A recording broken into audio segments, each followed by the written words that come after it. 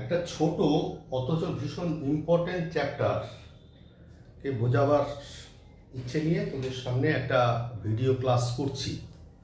চ্যাপ্টারটার নাম হচ্ছে insurance claim.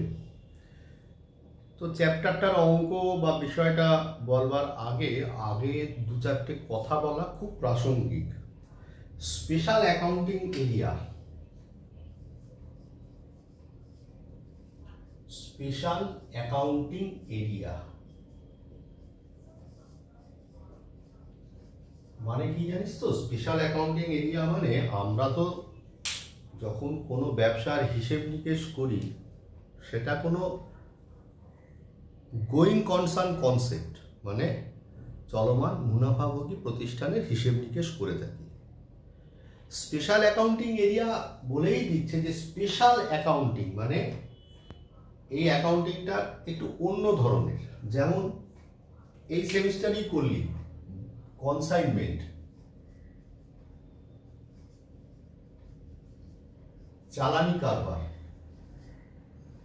কিরকম একজন প্রডিউসার একজন এজেন্ট, এটা কি গোয়িং কনসার্ন? না, এটা পার্শ্বস্থ ব্যবসা মানে সাইড বিজনেস।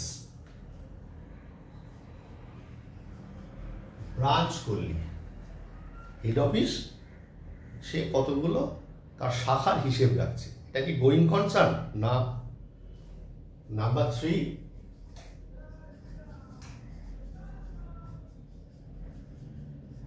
ডিপার্টমেন্টাল মানে বিভাগ, একটা ছাদের নিচে দুটো বিভাগের হিসেব রাখছিস, এটা কি গোয়িং কনসার্নের? হ্যাঁ, অবশ্যই গোয়িং কনসার্নের হয়তো ডিপার্টমেন্ট, কিন্তু বিষয়টা তো ডিপার্টমেন্টাল মানে কি জয়েন্ট স্টক কোম্পানির তো নয়। ঠিক তেমনি ভাবে আর একটা হচ্ছে এই ইন্স্যুরেন্স ক্লেম।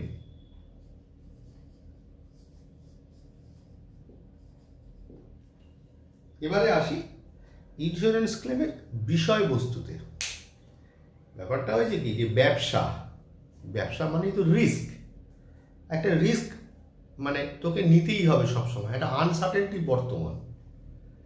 তো সেখানে ধর ব্যবসাতে এরকম একটা আনসার্টেনটি বর্তমান, সেখানে দাঁড়িয়ে কি হচ্ছে যে আরও যদি ব্যবসাতে কোনো ক্ষয়ক্ষতি হয়, যেমন ধর ফ্লাড, আর্থকোয়েক, তারপরে যেমন ধর অ্যাবনর্মালি কিছু পুড়ে গেল, চুরি হয়ে গেল, এই সমস্ত কারণেও তো ব্যবসার ক্ষতি হতে পারে।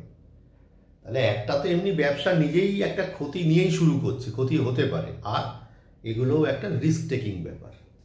তা ব্যবসা, যে ব্যবসায়ী তাকে তো বাঁচতে হবে, সে কি করে বাঁচবে? সেই ইন্স্যুরেন্স কোম্পানির সাথে টাই আপ করবে। এই টাই আপ করতে গিয়ে দুটো জায়গা জন্ম নিচ্ছে। কি কি? একটা হচ্ছে ফর লস অফ স্টক, আর একটা হচ্ছে ফর লস অফ প্রফিট। এই দুটো জায়গা আমাদের ইন্স্যুরেন্স ক্লেমে করতে হবে। প্রথম আলোচনা হচ্ছে ফর লস অফ স্টক। ধর আগুনে জিনিস পুড়ে গেল, তো আগুনেই যে জিনিসটা পুড়ে গেল, তো প্রথমে আমাকে কি করতে হবে? কতটা আগুনে জিনিসটা পুড়লো সেটা বার করতে হবে। সেটা বার করবার পর তারপরে ইন্স্যুরেন্স কোম্পানির সাথে আগে থেকেই একটা টাই আপ থাকবে, একটা পলিসি করা থাকবে, একটা পলিসির ভ্যালু থাকবে। সেই পলিসির ভ্যালু অনুযায়ী পুড়ে যাওয়ার পর অবশ্যই প্রয়োজনীয় কাগজপত্র কি করতে হবে? প্রডিউস করতে হবে। কোথায়? ইন্স্যুরেন্স কোম্পানিকে। কে প্রডিউস করবে? আমি ব্যবসার মালিক, আমি প্রডিউস করব। অনেক সময় টাকা পাওয়ার জন্য আমি নিজেই হয়তো ব্যবসার স্টক করিয়ে দিলাম, তারপরে ঠিক মতন ডকুমেন্ট যদি পেশ করতে না পারি আমি কিন্তু ক্লেম পাবো না, কারণ ইন্স্যুরেন্স কোম্পানি সবসময় চাইবে যাতে করে ক্লেম দিতে না হয়। আরও একটা কথা মাথায় রাখবো, ইন্স্যুরেন্স করে কিন্তু কোনোদিন কোনো ব্যবসা লাভবান হয়নি, একটা লসকে সামাল দেওয়া গেছে মাত্র। তো তাহলে আমাদের প্রথমে কি করতে হবে? প্রথমে পলিসি করতে হবে, একটা পলিসি ভ্যালু হবে, পলিসি ভ্যালু হবে, ঠিক আছে? তার জন্য প্রিমিয়াম মানে চাঁদা দিতে হবে। তারপরে আগুনে স্টকটা পুড়ে যাবে, স্টকটা যেই পুড়ে যাবে সঙ্গে সঙ্গে ইন্স্যুরেন্স কোম্পানিকে খবর দিতে হবে। ইন্স্যুরেন্স কোম্পানি না এসে যেখানটাতে পুড়ে গেছে, কি বললাম, যেখানটাতে স্টকটা পুড়ে গেছে সেই জায়গাটাতে এসে না প্রথমে সিল করে দেবে ইন্স্যুরেন্স কোম্পানি। কি বললাম, ইন্স্যুরেন্স কোম্পানি প্রথমে সিল করে দেবে। কেন সিল করে দেবে তার কারণটা হচ্ছে যে ওখানে তুই তো মানে আমরা ব্যবসাদার, আমরা যা খুশি তাই করতে পারি, ওই জন্য সিল করে দেবে। সিল করে দেওয়ার পর তারপরে ওখান থেকে লোক ফোক পাঠিয়ে ফার্স্ট দেখবে যে এই স্টক থেকে কোন মালটা ভালো আছে। কি বললাম, এই যে স্টকটা পুড়ে গেল, স্টক পুড়ে যাওয়ার পরে কিছু গুডস থাকবে যে গুডসটা এখনো অবধি ঠিকঠাক আছে, মানে ব্যবহার যোগ্যতা রাখে, সেটাকে না আমরা অঙ্কের মধ্যে দেখতে পাবো। সেটাকে লিখবো স্যালভেজড ভ্যালু। স্যালভেজড ভ্যালু মানে আমি যখন ব্যবসা করব, আমাকে অ্যাজ এ ব্যবসাদার আমাকে বলবে যে তোমার যে স্টক পুড়ে গেছে খুব ভালো কথা, আমরা সব কিছু দেখে শুনে তোমার ক্লেম দেওয়ার চেষ্টা করছি, কিন্তু এই মালগুলো তো ভালো আছে, এগুলো তুমি নিয়ে যাও।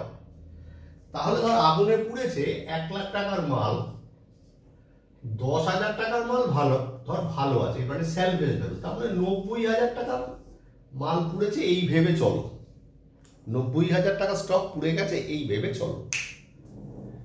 এবার এই পলিসি ভ্যালু যতখানি পরিমাণ আগুনে জিনিসটা পুড়ে গেছে তার সমান থাকতে পারে, তার কম থাকতে পারে, তার বেশি থাকতে পারে, মানে পলিসি ভ্যালু এটা চাইতে বেশি, তাহলে কোনো সমস্যা নেই। যতখানি আগুনে পুড়ে গেছে তখন পলিসি ভ্যালু পুরো কভার করে দিচ্ছে। যখন সমান সমান আছে তখনও কোনো সমস্যা নেই, কিন্তু যদি পলিসি ভ্যালু কম হয়ে যায় তখন অ্যাভারেজ ক্লজ নামক একটা প্রপোর্শনেট হিসেব অ্যাপ্লাই করতে হয়। আমরা বোঝবার চেষ্টা করব, সম্ভবত এই একটা ভিডিওতে বোধহয় এটা শেষ করতে পারবো না, কারণ আমাকে মুখবন্ধ সাথেই বেশ কিছু সময় অতিবাহিত করতে হলো, বলতে তো হবে। তো যাই হোক, আমি যে অঙ্কটা তোদের করাতে যাচ্ছি সেই অঙ্কটার মতো সব কিছু পেয়ে যাবে। প্রথমত আমাকে এখানে অঙ্ক করতে গিয়ে কি করতে হবে, অঙ্ক করতে গিয়ে আমি দেখব যে কোনো একটা বছরের ট্রেডিং অ্যাকাউন্ট তৈরি করবার মতন যা যা এলিমেন্ট থাকার কথা সেগুলো সব দেওয়া আছে। যেমন আমি যে অঙ্কটা করাতে যাচ্ছি বলছে একটা ফায়ার অকার্ড হয়েছে মিস্টার রামলালের বিজনেসে 16ই মার্চ 2004। তাহলে 16ই মার্চ 2004 মানে বছরটা শেষ হয়ে যাবে 31 মার্চ 2004-এ, তাই না? এবার 16ই মার্চ আগুন লেগেছে, পলিসি ভ্যালু রয়েছে 48,000 টাকা, দেখ লেখা রয়েছে। আর লক্ষ্য করে দেখ যে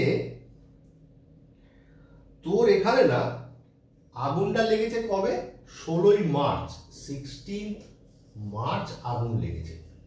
তার ঠিক আগে ক্যালেন্ডার ইয়ার মানে 1 জানুয়ারি থেকে 2003 থেকে 31 ডিসেম্বর 2003-এর opening stock, closing stock, purchase, sales দেওয়া রয়েছে। আমার প্রথম কাজ কি হবে, প্রথম কাজ হবে একটা ট্রেডিং অ্যাকাউন্ট তৈরি করা, জাস্ট সিম্পল একটা ট্রেডিং অ্যাকাউন্ট তৈরি করা। ট্রেডিং অ্যাকাউন্ট তৈরি করে গ্রস প্রফিটটা বার করা, সেটা করি। তাহলে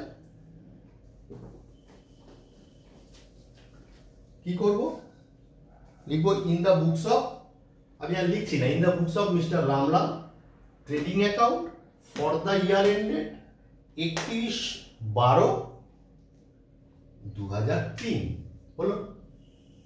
হওয়ার পর দাগ টানলাম, একটা ট্রেডিং অ্যাকাউন্ট যেমন দেখতে হয়। এখানে ডিটেলস টানবার দরকার নেই, কেন রিটার্ন ইনওয়ার্ড আউটওয়ার্ড এইসব ওটা সেটা কিচ্ছু নেই, শুধু ডেবিট ক্রেডিট আমি দিলাম, particulars amount rupees, particulars amount rupees.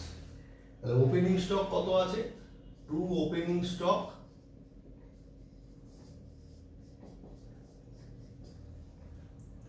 কত টাকা আছে, 82,000 টাকা। সেলস দেখ আছে, সেলস ফর দ্য ইয়ার 2003 2,75,000 টাকা, বাই সেলস 2,75,000 টাকা। পারচেজ দেওয়া আছে, দেখ টু পারচেজেস কত টাকা, 2 লাখ টাকা লিখলাম। ক্লোজিং স্টক দেওয়া আছে, দেখ কত টাকা, 62,000 টাকা হলো। যেভাবে আমরা ট্রেডিং অ্যাকাউন্ট করে থাকি করলাম, এখান থেকে গ্রস প্রফিট বেরোবে 2,75,000 যোগ 62,000 করলে কত হয়, 3,37,000 লিখলাম। 3,37,000 হলো। বাদ দে 2,82,000 কত হলো, 55,000।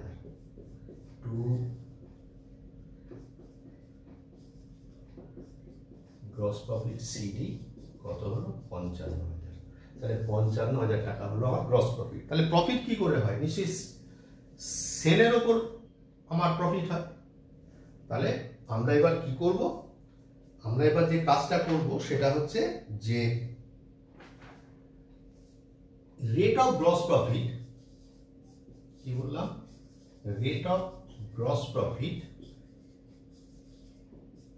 অন সেলস করব, কত হবে, 55,000 ডিভাইডেড বাই 2,75,000 ইন্টু 100 হলো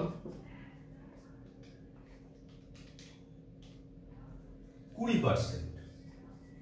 এখানে একটা অ্যাজাম্পশনসের কথা বলি, ধরে নেওয়া হয় যে প্রত্যেক বছর এই গ্রস প্রফিটের রেটটা হচ্ছে ইউনিফর্ম, অর্থাৎ কিপিং কনস্ট্যান্ট, মানে প্রত্যেক বছরই গ্রস প্রফিটের রেট 20% হয়। তাহলে আগুন লেগেছে কবে, 16ই মার্চ 2004। তার আগে ক্যালেন্ডার ইয়ারের ট্রেডিং অ্যাকাউন্ট বার করবার সমস্ত কিছু দেওয়া রয়েছে, বার করলাম, বার করার পর গ্রস প্রফিট পার্সেন্টেজ বার করলাম। এই ভিডিওটা এটুকুই, এখনো অঙ্কটা শেষ হয়নি, এটুকু দেখ, পরবর্তী ভিডিওতে আমরা অঙ্কটা শেষ করব।